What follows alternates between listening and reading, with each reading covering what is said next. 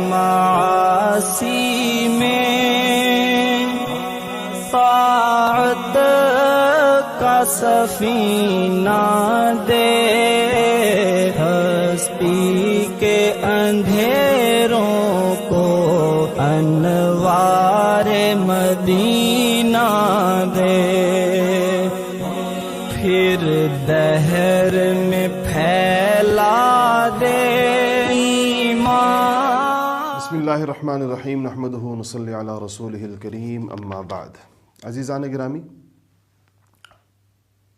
30 احادیث الحمدللہ پچھلے سبق میں ہو گئی تھیں، اور یہ بھی آپ کو معلوم ہے کہ ہمارے پاس توبہ کا سبق چل رہا ہے۔ معاف کیجیے گا، توبہ پر تو بات ہو گئی تھی، باب الصبر چل رہا ہے، صبر کے باب کی احادیث ہے۔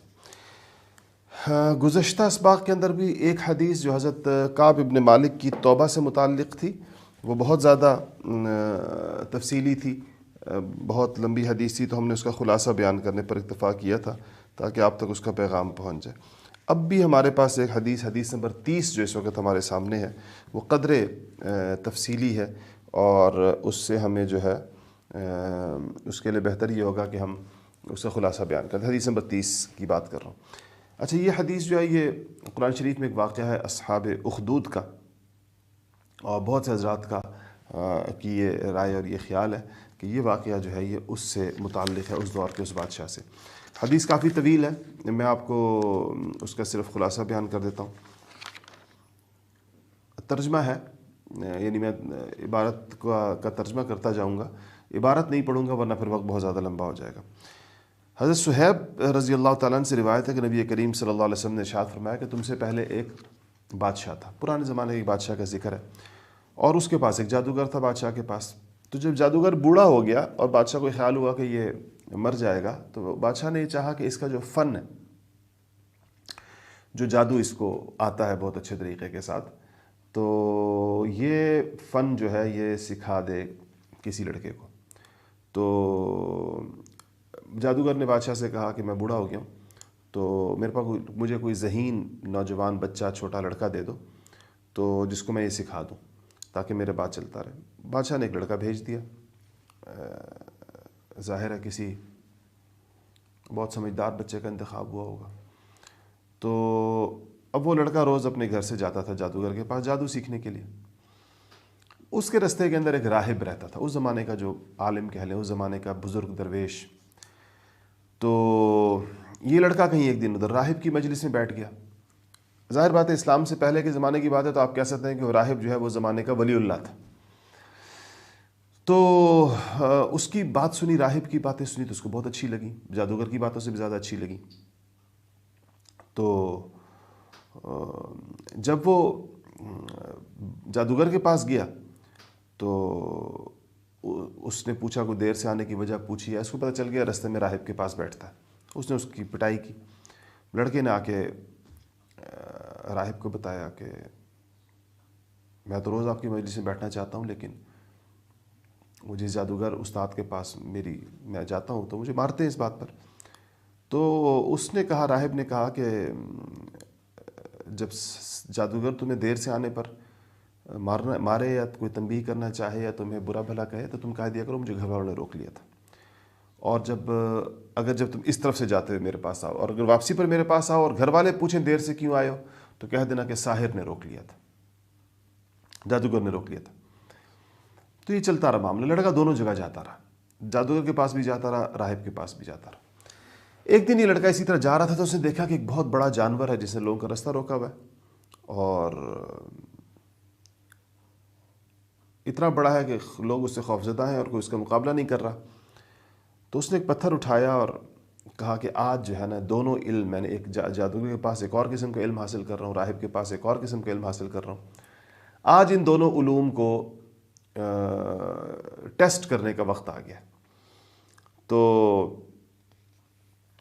اس نے پتھر اٹھایا اور ایک دعا کی کہ اللہم ان کان امر الراہب احب الیک من امر الساحر فاقتل هذه الدابہ، یہ اس کے الفاظ ہیں کہ اللہم ان کان امر الراہب احب الیک من امر الساحر فاقتل هذه الدابہ، یا اللہ اگر آپ کو راہب کی بات، راہب کا معاملہ آپ کو زیادہ پسند ہے بنسبت جادوگر کے معاملے کے، یعنی اگر راہب کی بات کہہ لیں دوسرے الفاظ میں کہ اگر راہب کی بات زیادہ درست ہے اور اللہ آپ کو زیادہ محبوب ہے تو پھر اس جانور کو مار دیجیے، میرے اس جو انہوں نے اسے پتھر پھینکا تو اس سے اس کو ختم کر دیں تو تاکہ لوگ گزر سکیں۔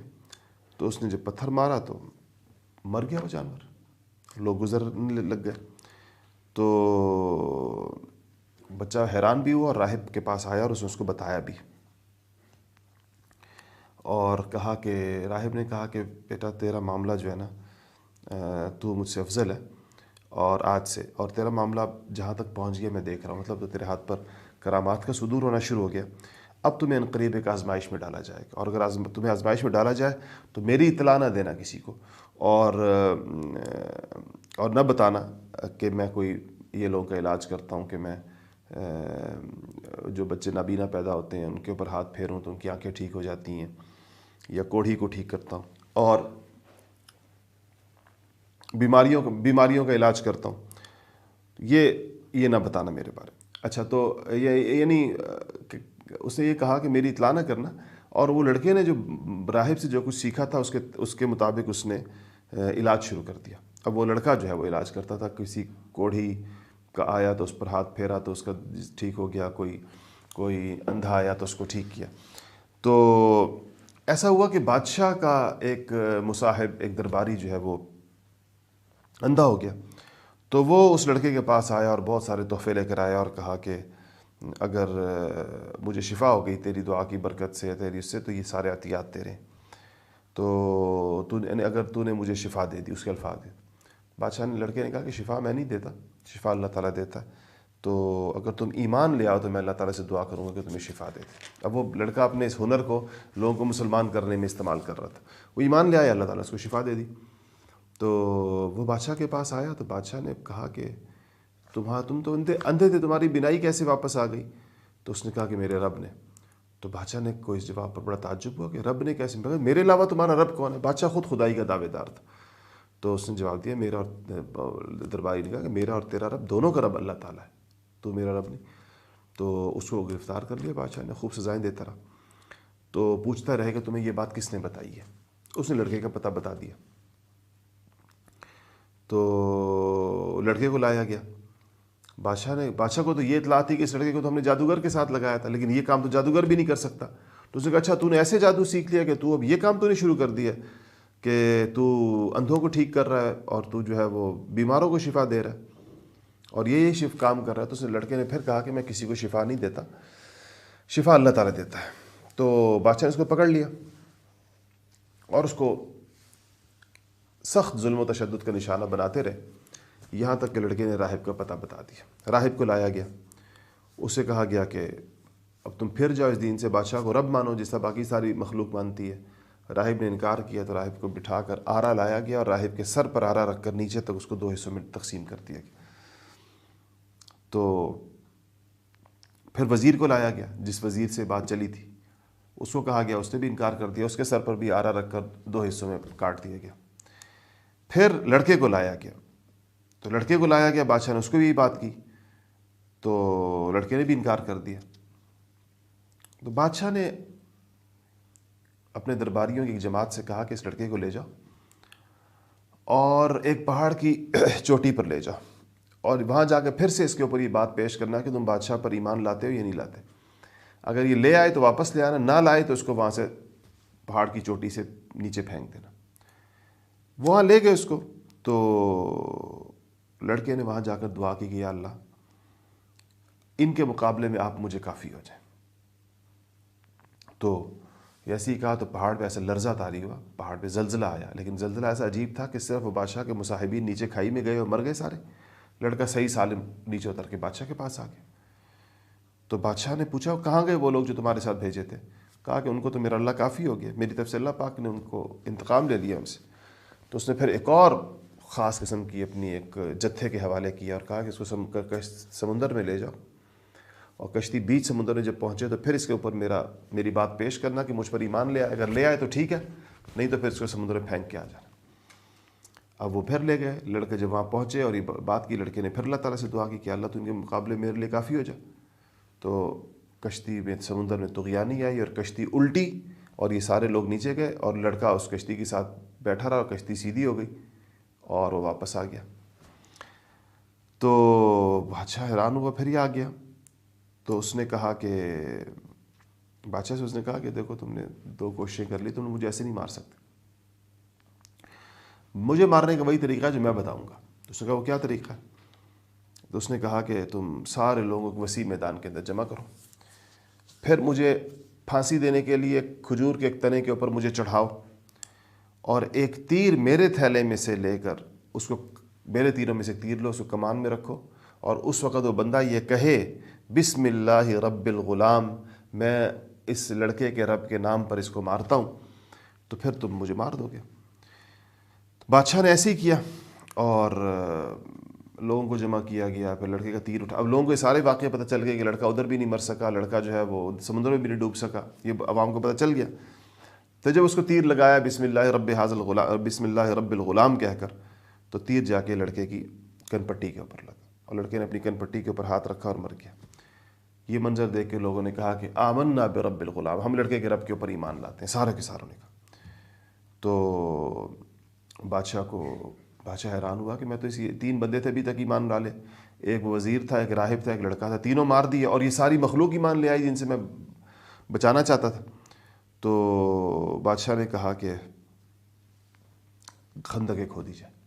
خندقیں کھودی گئیں اور ان خندقوں میں آگ ڈالی گئی اور پھر بادشاہ نے حکم دیا کہ جو ایمان لایا ہے مجھ پر سے, جس نے ایمان ہٹایا ان کو ان خندقوں کے اندر ڈالا جائے. تو یا ایک ایک کر کے وہ اس خندق کے اندر لوگوں کو ڈالتے رہے. تو اس پر فرمایا کہ اب ہر ایک سے کہا گیا کہ یا بادشاہ پر ایمان لاؤ اور یا خندق میں کودو. تو ایک عورت آئی تو اس نے تھوڑی خندق دیکھ کر, اس کے ساتھ بچہ بھی تھا, تو تھوڑی سی وہ ہچکچائی خندق میں جاتے ہوئے. تو اس بچے نے آواز دی کہ اپنی ماں کو, اور کہا کہ اے اماں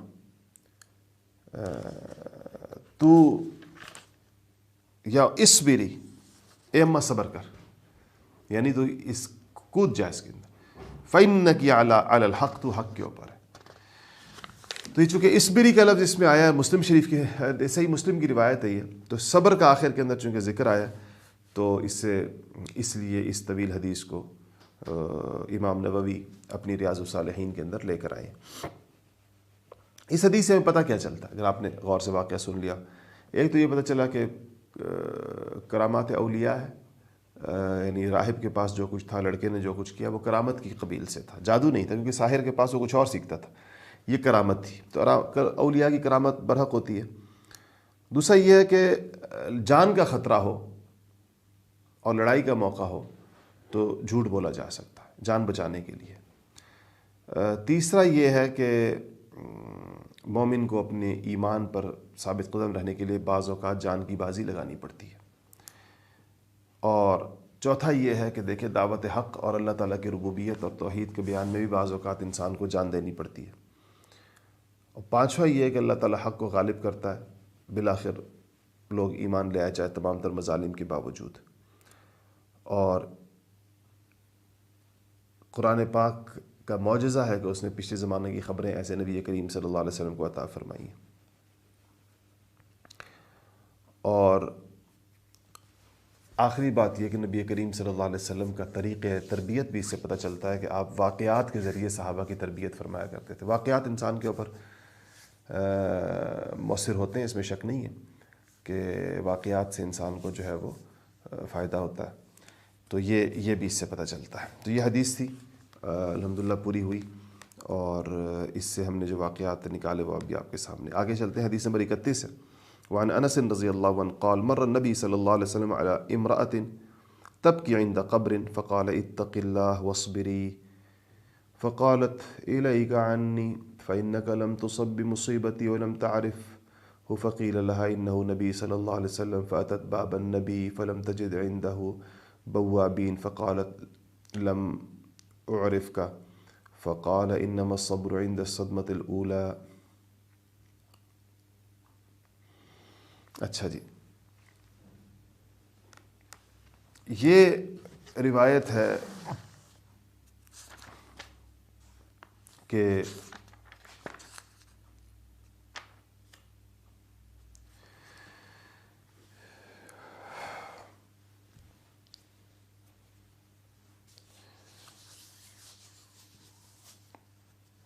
ایک خاتون، نبی کریم صلی اللہ علیہ وسلم، انس رضی اللہ تعالیٰ عنہ فرماتے ہیں کہ مر النبی صلی اللہ علیہ وسلم علی امرأۃ تبکی عند قبر. نبی کریم صلی اللہ علیہ وسلم کا گزر ہوا ایک عورت کے پاس سے جو ایک قبر پر بیٹھی ہوئی رو رہی تھی. فقال، نبی کریم صلی اللہ علیہ وسلم نے اس کو دیکھ کر کہا کہ اتق اللہ واصبری، کہ اللہ سے ڈرو اور صبر کرو. فقالت الیک عنی، عورت نے کہا کہ آپ مجھے چھوڑ دیں، مجھ سے دور ہو جائیں. فإنک لم تصب بمصیبتی، جو میری والی مصیبت ہے نا وہ آپ کو پہنچی نہیں ہے. جو دکھ مجھے پہنچا اس کا بچہ فوت ہو گیا تھا. ولم تعرفوا، آپ میری اس مصیبت کو جانتے ہی نہیں ہیں، پہچانا ہی نہیں آپ نے، تو آپ چلے گئے ہوں گے. اس عورت کو کسی نے کہا کہ فقیل اللہ، کہا گیا اس کو کہ انہ نبی صلی اللہ علیہ وسلم، وہ تو حضور تھے، مسلمان خاتون تھی. ان کو ظاہر افسوس ہوا. فاتت باب النبی، وہ حضور صلی اللہ علیہ وسلم کے ہاں تشریف لائیں، دروازے پر آئیں. فلم تجد عنده بوابین، وہاں ان کو کوئی دروازے پر دربان نظر نہیں آئے جو روکنے والے تھے. فقالت، تو آپ کو کہنے لگی کہ لم اعرف کا، میں نے آپ کو پہچانا نہیں تھا یا رسول اللہ، میں نے پتہ نہیں کیا کہہ دیا اس وقت. تو آپ نے فرمایا کہ انما الصبر عند الصدمة الاولى، کہ صبر تو وہی ہے جو صدمے کے شروع میں کر لیا جائے، تکلیف کے آغاز میں کیا جائے، یعنی وہ صبر جو قابل اجر ہے. بعد میں تو آ ہی جاتا ہے، مطلب یہ ہے کہ بعد میں تو صبر آ جاتا ہے. اس سے پتہ چلتا ہے کہ صرف رونا، تو ہم گزر گئی بات، صرف رونا تو منع نہیں ہے. اس سے پتہ چلتا ہے کہ کوئی نوحہ کر رہی تھی، کوئی شور شرابہ کر رہی ہوگی وہاں، کوئی اپنے آپ کو مار پیٹ بھی رہی ہوگی، ہو سکتا ہے. اور دوسرا یہ پتہ چلا کہ صبر وہی ہے جو مصیبت کے شروع میں کر لیا جائے ابتداء، بعد میں تو صبر آ ہی جاتا ہے. صدمت عند الصدمۃ الاولی، الصدمۃ الاولی وہی ہے جو شروع میں انسان کو صدمہ پہنچتا ہے. تیسری بات یہ پتہ چلتا ہے تو کہ امر المعروف اور نہی عن المنکر جو ہے، یہ دیکھیں حضور صلی اللہ علیہ وسلم باوجود اس کے خاتون دکھ میں تھی لیکن آپ نے اس کو صبر کی تلقین فرمائی. اور چوتھا یہ پتہ چلتا ہے کہ آپ صلی اللہ علیہ وسلم سائلین یا لوگوں کے ساتھ نرمی کے ساتھ پیش آئے. پہلے آپ نے وہ بات کی، وہاں جا کر خاتون نے آپ کو جو کہا آپ نے اس کے اوپر کوئی ناراضی کا اظہار نہیں کیا. اس نے آ کر معذرت کی، آپ نے اس کی معذرت بھی قبول کر دی اور اس کو صحیح بات بتا دی. اس پورے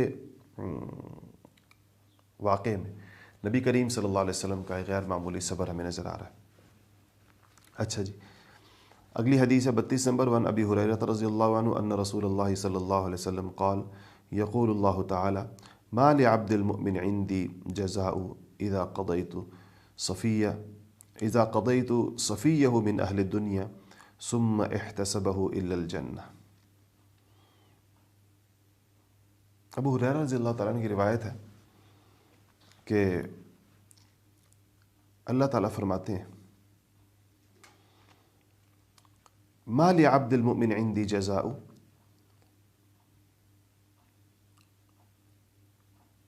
الا الجنہ، یہ اس کے ساتھ لگا ہوا ہے کہ میرے بندے کے اس عمل کی جو بیان ہو رہا ہے اس کی جزا تو جنت ہی ہے، جنت کے علاوہ کوئی جزا نہیں ہے. اس کا اجر اس کو جنت کی شکل میں ملے. کس بات کا؟ اذا قضیت صفیہ، کہ جب میں اس کی کوئی محبوب چیز اس سے لے لوں، دنیا میں سب سے زیادہ محبوب جو ہو اس سے لے لوں، من اہل الدنیا، ثم احتسبہ، اس پر وہ ثواب کی نیت کر لے. اور یعنی کہ اس پر وہ ثواب کی نیت سے کیا کرے؟ صبر کر لے. یعنی انسان کو دنیا میں جو سب سے زیادہ محبوب ہو وہ جدا ہو جائے، فوت ہو جائے، تو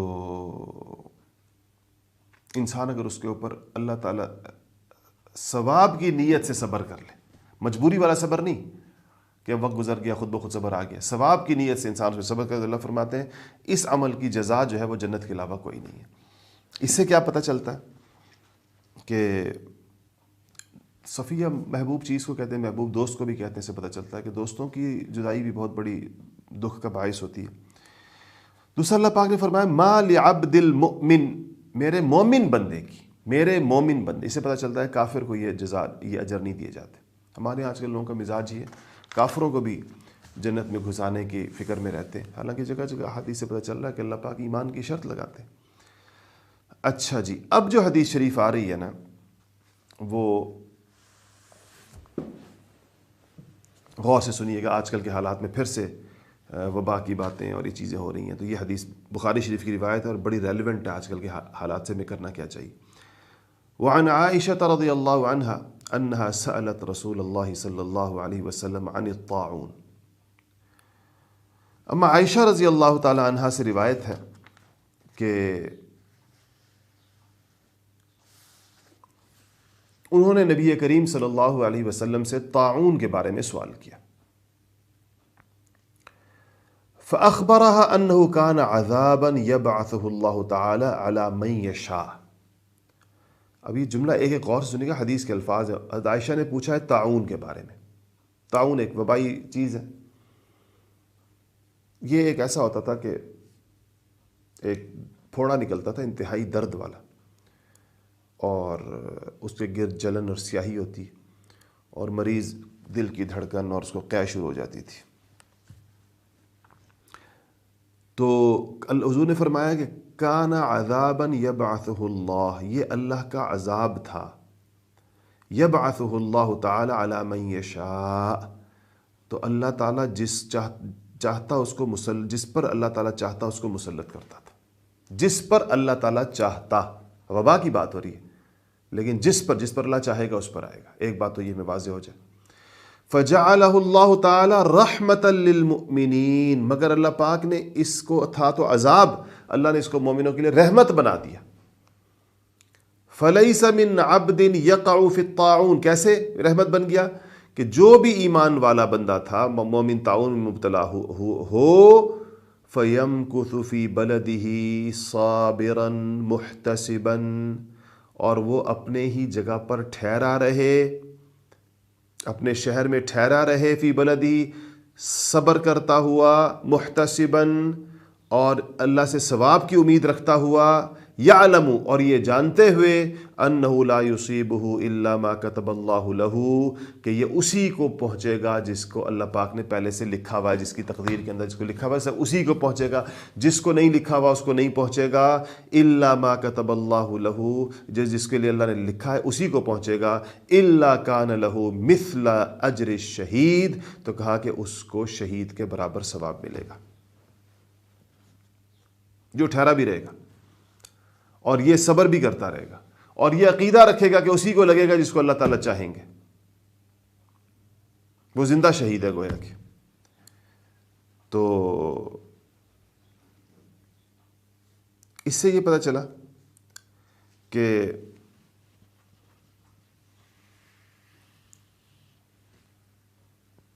انسان کو کیونکہ وبا پھیل جائے تو بہت زیادہ بے صبری کا مظاہرہ نہیں کرنا چاہیے، ہیبت کا مظاہرہ نہیں کرنا چاہیے، خوف نہیں پھیلانا چاہیے. بعض اوقات احتیاطی تدابیر کے نام پر ایک وہم اور خوف کی فضا پیدا کر دی جاتی ہے. تو اللہ کی تقدیر سے ہوگا، جو بچ جائے گا وہ بھی اللہ کی تقدیر سے بچے گا، اور جو جائے گا تو وہ بھی اللہ کی تقدیر سے جائے گا.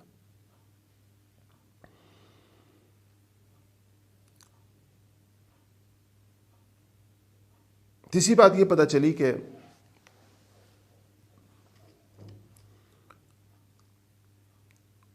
طاعون وغیرہ یا اس قسم کی وبائی امراض سے صبر کرنے والے کو قبر کی آزمائش سے محفوظ کر دیا جاتا. شہید کا مطلب تو یہی ہوتا ہے کہ شہید پر چونکہ یہ چیزیں نہیں آتی.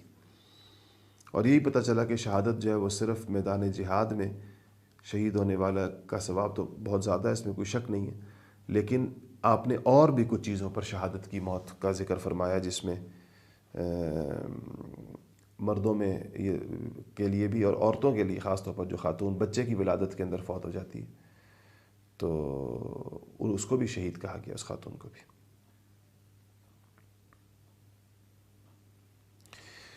حدیث نمبر 34 ہے کہ وعن انس رضی اللہ عنہ قال سمعت رسول اللہ صلی اللہ علیہ وسلم یقول ان اللہ عز وجل قال اذا ابتلیت عبدی بحبیبتیہ فصبر عوضته منہما الجنہ یرید عینیہ۔ آپ نے فرمایا کہ انس رضی اللہ عنہ فرماتے ہیں کہ میں نے رسول پاک صلی اللہ علیہ وسلم کو فرماتے ہوئے سنا، آپ نے فرمایا کہ ان اللہ عز وجل، کہ جب اللہ تعالیٰ اذا فرماتے ہیں، اللہ تعالیٰ فرماتے ہیں، حدیث قدسی کہ اللہ تعالیٰ فرماتے ہیں اذا ابتلیت عبدی بحبیبتیہ، جب میں بندے کو اس کی دو محبوب چیزوں کے بارے میں کسی مصیبت میں مبتلا کر دوں، دو محبوب چیزوں کے بارے میں، فصبر، اور اس پر وہ صبر کر لے، تو عوضته منہما الجنہ، تو میں ان کے عوض کے اندر اس کو جنت عطا فرماتا ہوں۔ اب وہ دو چیزیں کیا ہیں؟ یرید عینیہ، تو فرمایا مراد وہ دو محبوب چیزوں سے مراد جو ہے وہ اس کی آنکھیں ہیں، یعنی جس کو اللہ تعالیٰ نے فرمایا جس کو میں اندھا کر دوں اس سے اس کی آنکھیں لے لوں، پیدائشی طور پر نہ ہو یا بعد میں کسی حادثے میں چلی جائیں، اور وہ اس پر وہ صبر کر لے، تو عوضته منہما الجنہ، اس کے عوض کے اندر اللہ پاک فرماتے ہیں کہ میں اس کو جنت عطا کروں گا۔ بخاری شریف کی روایت ہے۔ تو جنت کا سودا کوئی معمولی سودا نہیں، بے شک دنیا میں آنکھوں کے بغیر وقت گزارنا بہت مشکل کام ہے، لیکن جنت بہت بڑی چیز ہے، اور اگر کسی کو اللہ تعالیٰ اس پر اس عوض میں عطا فرما دے تو بے شک اس میں شک نہیں ہے کہ بہت بڑی جزا ہے اللہ تعالیٰ کی طرف سے۔ اچھا جی، حدیث نمبر 35 ہے وعن عطاء بن ابی رباح رضی اللہ عنہ قال، عطاء بن ابی رباح رضی اللہ تعالی عنہ فرماتے ہیں، عطاء بن ابی رباح قال لی ابن عباس رضی اللہ عنہما الا اریک امرأة من اہل الجنہ، کہا کہ ابن عباس نے مجھ سے ایک دن کہا کہ تمہیں جنتی عورت دکھاؤں، جنتی عورت؟ فقلت بلا، میں نے کہا جی ضرور دکھائیں۔ قال هذه المرأة السوداء، کہ یہ جو کالی عورت ہے، کوئی حبشن ہوگی ہو سکتا، اتت النبی صلی اللہ علیہ وسلم فقالت، وہ حضور کے پاس آئیں ایک دفعہ اور کہا کہ انی اسرع، کہا رسول اللہ مجھے مرگی کا دورہ پڑتا ہے۔ مرگی کے دورہ آپ کو پتہ ہے بندہ گر جاتا ہے اور اس کو بے ہوش نما ہو جاتا ہے، غشی طاری ہو جاتی ہے۔ وإنی اتکشف، اور اس سے میرا لباس کھل جاتا ہے، برہنہ ہو جاتی ہوں۔ فادع اللہ تعالی لی، آپ اللہ سے میرے دعا کر دیں۔ تو حضور نے فرمایا قال ان شئتی صبرتی ولک الجنہ، کہا حضور نے فرمایا اس کو دو آپشنز دیے، اگر چاہے تو صبر کرے، تیرے لیے جنت ہے اس کے اوپر، ولک الجنہ، وان شئتی دعوت اللہ تعالی ان یعافی، اور اگر تو چاہے تو میں تیرے لیے اللہ سے دعا کرتا ہوں کہ اللہ تمہیں عافیت عنایت فرما دے، یعنی تمہیں شفا دے دے، یعنی تم بتاؤ شفا چاہیے یا جنت چاہیے؟ کہنے لگی کہ اصبر، تو اس نے کہا میں صبر کروں گی۔ خاتون ایماندار تھی، کہا جنت چاہیے، صبر پہ جنت ہے، دعا پہ شفا ہے، ان کا جی جنت چاہیے۔ فقالت، میں اس سے کہا کہ انی اتکشف، یا رسول اللہ صبر تو کرتی ہوں اس پر، صرف یہ مسئلہ ہے کہ میں بے لباس ہو جاتی ہوں اس دوران، مجھے پتہ نہیں چلتا، میرا لباس کھل جاتا ہے۔ تو فادع اللہ اللہ تکشف، بس میرے لیے یہ دعا کر دیں کہ اللہ میری نوعیت ایسی نہ ہو کہ میرے لباس نہ کھلے جب میرے اوپر غشی کا دورہ آئے۔ تو فدعا لہا، تو حضور نے آپ کے لیے یہ دعا فرما دی۔ کیسی مومن خاتون تھی! ان کو دیکھا کہیں ابن عباس رضی اللہ تعالیٰ نے حضور کے ساتھ اس مکالمے میں، تو اس پر وہ عطاء ابن ابی رباح کہتے ہیں کہ مجھے ابن عباس نے کہا کہ آؤ تمہیں جنتی عورت دکھاؤں، کہ اس کو حضور نے جنت کی بشارت دی تھی اس صبر کے اوپر جو بیماری اس کے اوپر ہے۔ تو یہ حدیث کیوں ان کتابوں کے اندر آئی ہیں؟ اس لیے کہ ہم میں بہت سے لوگ بیمار ہو جاتے ہیں اور ایسی بیماری ہوتی ہے کہ اس کا کوئی علاج نہیں ہوتا بعض اوقات، تو اگر کوئی صبر کر لے اس کے اوپر تو اس کے لیے کیا ہے؟ جنت ہے سیدھی سیدھی۔ اچھا، اس سے پتہ چلتا ہے، اس حدیث سے کیا پتہ چلتا ہے کہ دنیا کے مصائب کے اوپر صبر کرنے سے انسان کو جنت ملتی ہے۔ ایک یہ بات پتہ چلی۔ دوسرا یہ ہے کہ عزیمت اور رخصت دونوں کا اختیار ہوتا ہے، حضور نے دونوں اختیار دیا۔ عزیمت یہ تھی کہ جنت کو لے لیں، اور رخصت یہ تھی کہ دعا لے لیں شفا کی، اللہ حضور کی دعا قبول فرماتا، شفا مل جاتی۔ اگر کسی میں قوت ہو تو بہرحال عزیمت افضل ہے، اور اگر انسان اس پر قدرت یعنی اس پہ قوت رکھتا ہو، صبر کی قوت رکھتا ہو، صبر کی قوت اگر اس کے اندر ہو تو پھر عزیمت افضل ہے، نہیں تو رخصت کی بھی اس کو اجازت ہے۔ اچھا، اگلی روایت ہے وعن ابی عبد الرحمن، روایت نمبر 36، وعن ابی عبد الرحمن عبد اللہ بن مسعود قال کأنی انظر الى رسول اللہ صلی اللہ علیہ وسلم یحکی نبیا من الانبیاء صلوات اللہ وسلامہ علیہم ضربہ قومہ فأدموه وهو يمسح الدم عن وجهه وهو يقول اللهم اغفر لقومي فإنهم لا يعلمون۔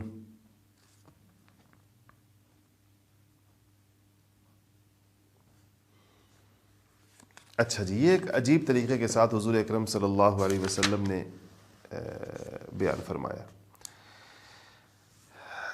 حضرت عبداللہ بن مسعود رضی اللہ تعالیٰ عنہ فرماتے ہیں کہ کأنی انظر، مجھے وہ منظر ایسے رہا جیسے میں ابھی بھی دیکھ رہا ہوں اس منظر کو۔ حدیث روایت کرنے کا انداز ہے صحابہ کا، مجھے ایسے لگ رہا ہے جیسے کہ میں ابھی بھی دیکھ رہا ہوں نبی رسول اللہ صلی اللہ علیہ وسلم کو کہ آپ ایک حکایت کر رہے تھے نبیوں میں سے کسی نبی کی، یحکی نبی من الانبیاء صلوات اللہ علیہ وسلامہ علیہم، اور کیا روایت کر رہے ہیں کہ حکایت کرنے سے مراد ہے واقعہ بیان کر رہے ہیں۔ عبداللہ بن مسعود کہتے ہیں مجھے ایسے نظر آتا ہے جس میں ابھی بھی حضور کو دیکھ رہا ہوں کہ آپ اللہ کے نبیوں میں سے ایک نبی کا واقعہ بیان فرما رہے تھے کہ ضربہ قومہ فادموہ، کہ ان کو ان کی قوم نے اتنا مارا کہ لہو لہان کر دیا۔ وہوا یمسح الدم عن وجہہ، اور وہ اپنے چہرے سے خون پونچھتے بھی جا رہے ہیں، وہو یقول، اور یہ کہتے ہوئے بھی جا رہے ہیں اللہم اغفر لقومی فانہم لا یعلمون، یا اللہ میری قوم کو معاف فرما دیں، بخش دیں، وہ نہیں جانتے۔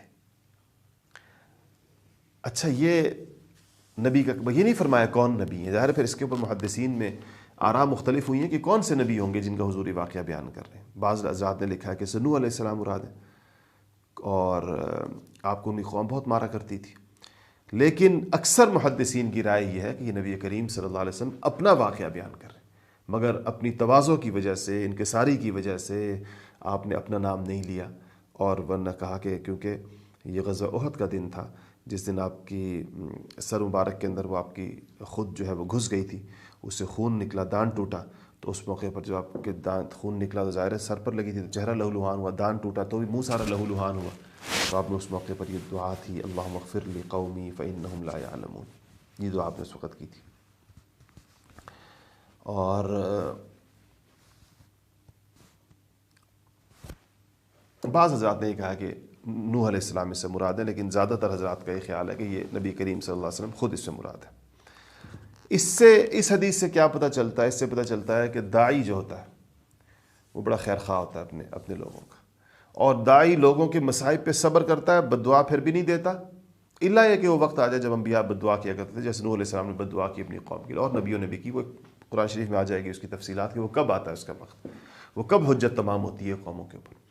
لیکن عام داعی جب کام کر رہا ہو تو اس کو لوگوں کی ایذا رسانی پر، ان کی طرف سے پہنچائی گئی تکلیفات کے اوپر صبر کرنا چاہیے، اور اسی سے نتیجہ نکلتا، اور صرف صبر نہیں کرنا چاہیے، ان کا مخلص اور خیر خواہ رہنا چاہیے، پھر بھی ان کے لیے ہدایت کی دعا۔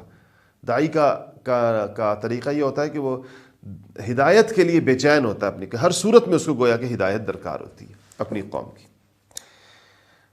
اچھا جی، اگلی حدیث شریف بھی سن لیجیے، 37 نمبر حدیث شریف ہے، 37 ہی ہے نا جی 36 پڑھی تھی، اب 37 ہے۔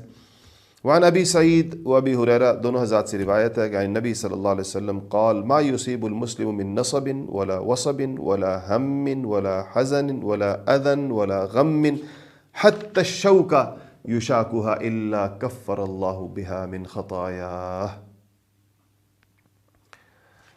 آپ نے فرمایا یعنی مسلمان کی معمولی تکلیف سے بھی اسے گناہ معاف ہوتے ہیں، اس میں ہر تکلیف کا ذکر کیا، کہا مسلمان کو جو نصب ما یصیب المسلم من نصب، نصب کس کو کہتے ہیں؟ نصب کہتے ہیں جی تھکاوٹ کو، ولا وصب بیماری کو، ولا ہم غم کو، اور ولا حزن تکلیف کو، دکھ کو، ولا اذن تکلیف کو، ولا غم کو، یہاں تک کہ کہا کہ اگر شوکا، اگر اس کو کانٹا بھی لگنے سے جو پریشانی ہوتی ہے مسلمان کو، اس سے اس کے صغیرہ گناہ الا کفر اللہ بہا من خطایاہ، تو اللہ تعالیٰ اس سے اس کی خطائیں یعنی اس کے صغیرہ گناہ ان چیزوں کے اوپر معاف کرتے ہیں۔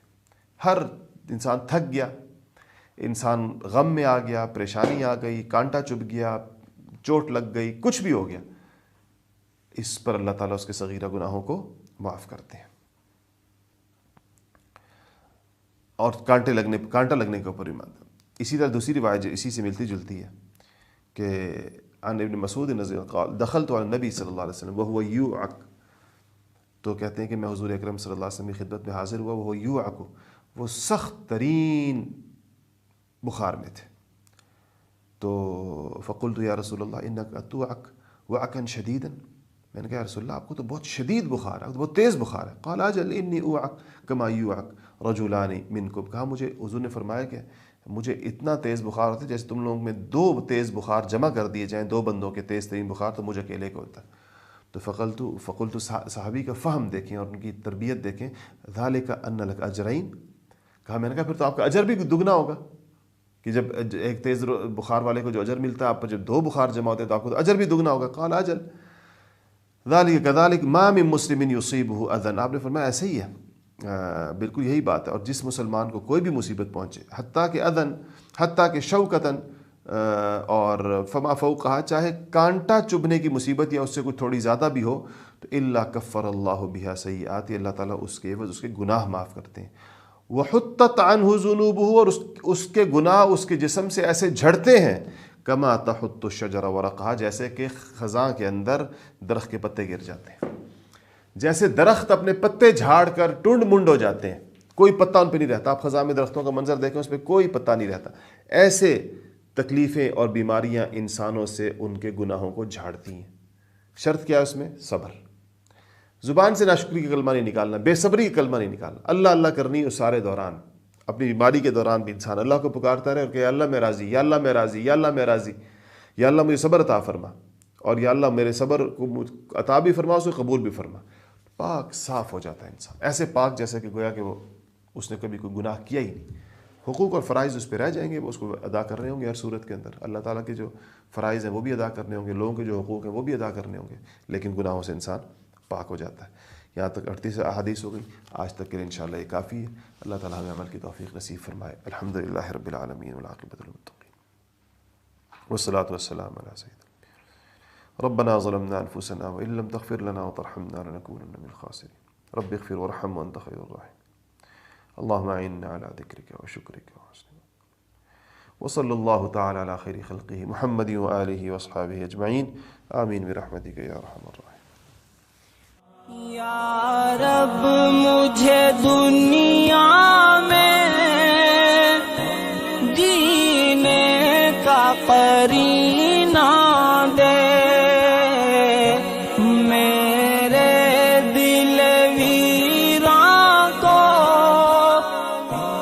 الفت کا خزینہ